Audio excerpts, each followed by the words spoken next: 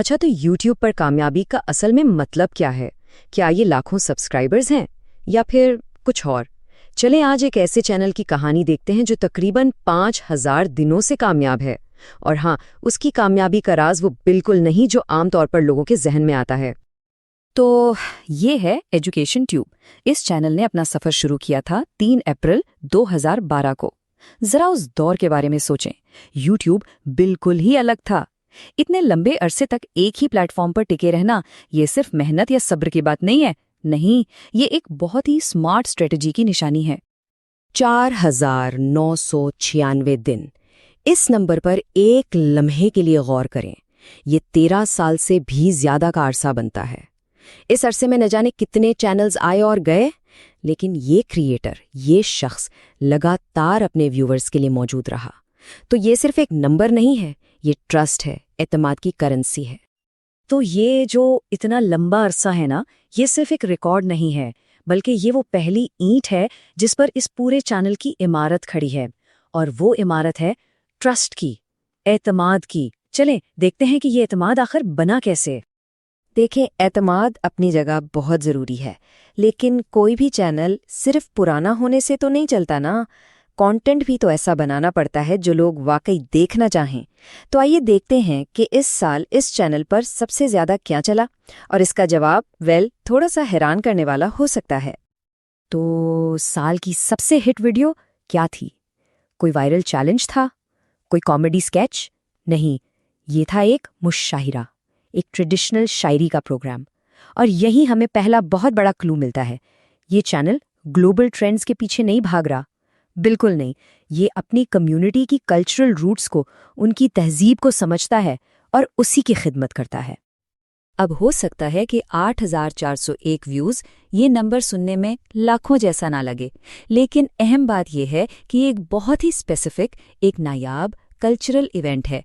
ऐसे कंटेंट के लिए ये नंबर बताता है कि ऑडियंस कितनी हेल्दी और एंगेज्ड है।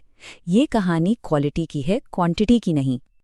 और व्यूज़ से भी कहीं ज़्यादा इम्पॉर्टेंट है ये नंबर 816 घंटे। ये है वॉच टाइम।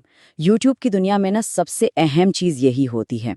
इसका सीधा सा मतलब ये है कि लोगों ने सिर्फ क्लिक करके वीडियो बंद नहीं कर दी, नहीं, वो बैठे और पूरे प्रोग्राम को एंजॉय किया।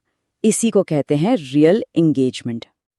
और इस एंगेजमेंट का नतीजा क्या निकला?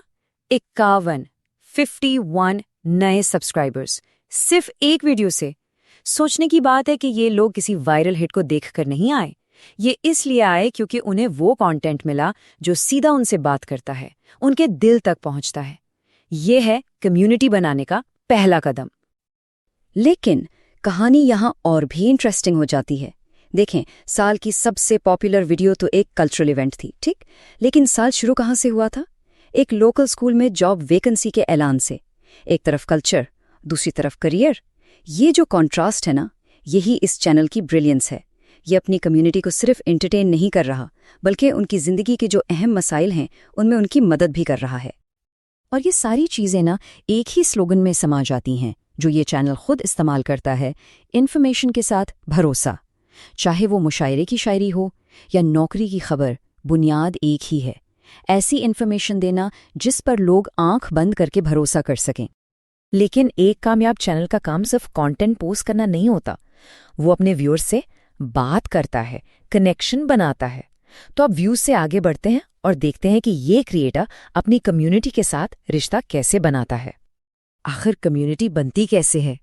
सिर्फ वीडियोस अपलोड करने से नहीं, इसके लिए ज़रूरी है डायरेक्ट राब्ता। तो इस साल के नंबर्स देखें। क्रिएटर ने 1000 से ज़्यादा कमेंट्स को खुद हार्ट किया, करीबन 600 सवालों और कमेंट्स का जवाब दिया, और कम्युनिटी से इंटरैक्ट करने के लिए 53 पोस्ट्स की हैं। ये एक फुल टाइम जॉब जैसा है, और यही वो चीज़ है जो व्यूअर्स को लॉयल फैंस में बदल देती है। तो अहम नुक्ता ये है, ये सिर्फ डेटा पॉइंट्स या मैट्रिक्स नहीं है, ये एक साल में बनाए गए 1600 से ज़्यादा इनफरादी कनेक्शंस हैं। हर जवाब, हर हार्ट एक रिश्ता बना रहा है। तो अब तक हमने ये देख लिया कि ये चैनल क्या करता है और कैसे करता है, लेकिन अब सवाल ये है कि ये सब किसके लिए किया जा रहा है? ये लॉयल कम्युनिटी आखिर है कौन और ये लोग दुनिया में कहाँ रहते हैं? सब्सक्राइबर्स की बड़ी तादाद इंडिया, पाकिस्तान और सऊदी अरेबिया से है। इससे एक बहुत दिलचस्प तस्वीर बनती है। मतलब ये चैनल ज्योग्राफिकल बाउंड्री से ऊपर उठ चुका है, लेकिन ये एक खास कल्चरल और जुबानी ग्रुप को आपस में जोड़ता है, चाहे वो लोग दुनिया में कहीं भी हों। ये एक किस्म की डिजिटल डायस्पोरा कम्युनिटी है। और अगर एज के हिसाब से देखा जाए तो सबसे बड़ा ग्रुप है 45 से 44 साल का। ये टिकटॉक वाली यंग ऑडियंस नहीं है, ये मैच्योर लोग हैं जो अपनी ज़िंदगी के उस स्टेज पर हैं जहां कैरियर की खबरें और कल्चरल इवेंट्स दोनों ही उनके लिए बहुत मायने रखते हैं। इसका मतलब चैनल बिल्कुल लेजर फोकस्ड है अपने टारगेट ऑडियंस पर। तो इस सारी इन्फॉर्मेशन से हम क्या सीख सकते हैं? चलें इस चैनल के सक्सेस फॉर्मूला को एक साथ जोड़कर देखते हैं। तो इस सब का निचोड़ क्या है? यहाँ एजुकेशन ट्यूब का 3 नुकाती सक्सेस फॉर्मूला है जिससे कोई भी क्रिएटर सीख सकता है। पहला, कंसिस्टेंसी, हजारों दिनों तक मौजूद रहना ताकि लोग भरोसा करना सीखें। दूसरा, सर्विस, अपनी कम्युनिटी की खिदमत करना, उनके मसले हल करना, चाहे वो जॉब ढूंढना हो या अपनी कल्चर से जुड़ना। और तीसरा, सबसे ज़रूरी, इंगेजमेंट, उनसे बात करना, व्यूअर्स को कम्युनिटी में बदलना, एक वक्त में एक कमेंट का जवाब देकर। और ये पूरा तज्जिया हमें एक बहुत बड़े सवाल पर लाकर खड़ा कर देता है।